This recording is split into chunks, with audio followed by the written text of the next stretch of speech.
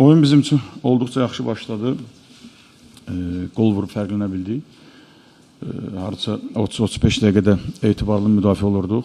Sonra birinci hissənin sonlarında rəqibə 2 gol epizodu verdi. Birində top dirəkdən döndü, birində Silva inamlı çıxış elədi. O dəqiqələrə qədər də yaxşı təhlükəli hücumlarımız da var idi. Eren ötürmə verdikdə Volkovla Konate topa yetişənmədilər. Orada ikinci golda vurmaq imkanımız var idi. İkinci hissədə o birinci hissənin sonlarında verdiyimiz epizodlarla bağlı müəyyən dəyişikliklər elədi və ikinci hissə bizim üçün daha etibarlı keçirdi.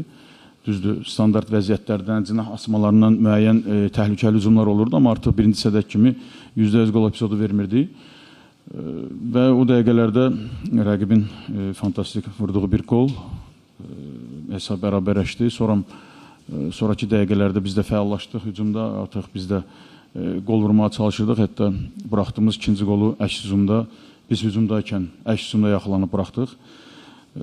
Futbolçularıma təşəkkür edirəm inamlı, əzmkar oyunlarına görə. Bugün çox güclü rəqibə qarşı oynayırdıq və ona baxmayaraq əllərindən gələn hər şey elədilər ki, bugün sevinən tərəf biz olaq, amma mən düşünürəm ki, vurulan qollar çox sualların cavabıdır. Hər iki vurulan qol yüksək ustalıq səbəbilə olmuşdu və bu da rəqib komandanın nə qədər güclü olduğunu bir daha göstərdi. Zəfər buyur. Çox sağ ol.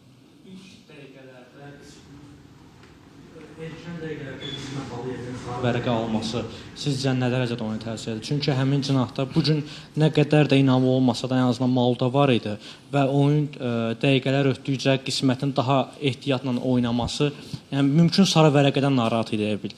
Sizcə o sarı vərəqə nə dərəcədə doğru qərar idi? Mən epizodu görməmişəm. Hər hansı şərh bildirmək düzgün çıxmaz. Amma mən bugün hakimlikdən danışmaq istəmirəm. Rəqibi təbrik edirəm. Yaxşı qələbə qazandılar, yaxşı fürsətləri var ki, qızıl dubl eləsinlər və ondan istifadə edib qızıl dubl elədilər. Sabah komandasını təbrik edirəm münasibət ilə. Biz də artıq önümüzə baxacaq inşallah. Zərbər. Rəşad, oyun bitdi artıq, oyun haqqında çox danışmaq olar. Mən deyək ki, bu oyun müəyyən qədər zirən futbolçularına təsir etməlidir ki, psixoloji, motivasiya mənasında ki, son 2 turda hələ heç də bitməyib də 4-cü yer uğrunda mübarizəni davam etməyə deyər. Yoxsa bir baş məşqçi kimi başqa cür düşünürsünüz? Yox, başqa cür düşünmürük.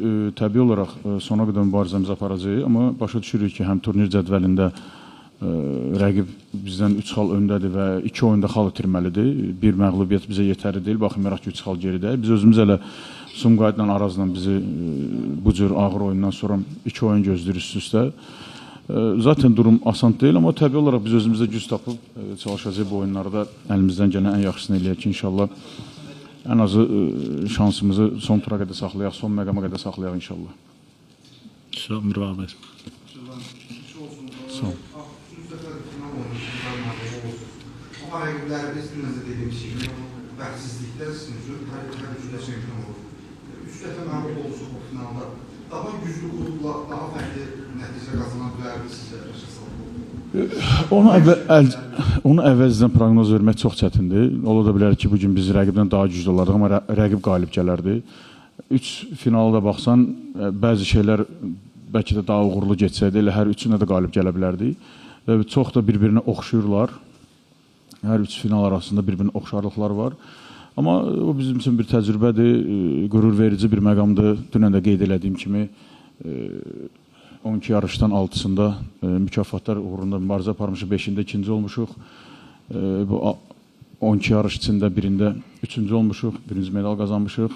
Bu 6 ildə mən düşünürəm ki, bu qürur vericidir və futbolçularımla fəxr edirəm, komanda ilə, rəhbərliyi ilə, kollektivlə, azarkeşlərlə ki, biz bunu birlikdə eləmişik. Titul yoxdur, amma onu da başa düşməliyik ki, titul qazanmaq üçün daha çox şeyə ehtiyacımız var.